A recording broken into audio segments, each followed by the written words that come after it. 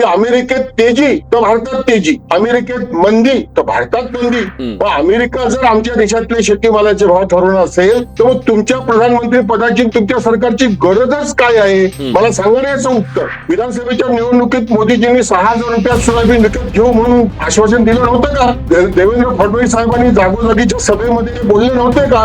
मग 6,000 रुपये जाऊ द्या, 5,300 रुपयात सगळं सोयाबीन मार्केट कमिटीच्या यार्डामध्ये विकत का घेत नाही? उत्तर काय आहे? दुसरं सांगतो तुम्हाला.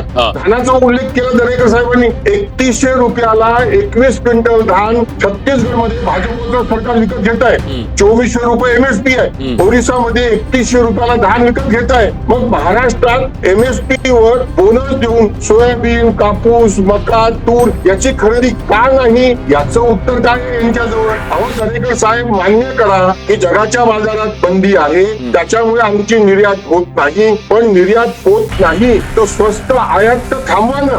मी एकच मागणी दरेकर साहेबांना करतो, अहो तुम्ही फक्त एवढा निर्णय मोदींना शहाला करायला लावा सर. त्यांच्या चरणी सुद्धा माझं वंदन करा की आम्ही एमएसपीच्या कमी कोणताही शेतमाल या देशात येऊ देणार नाही.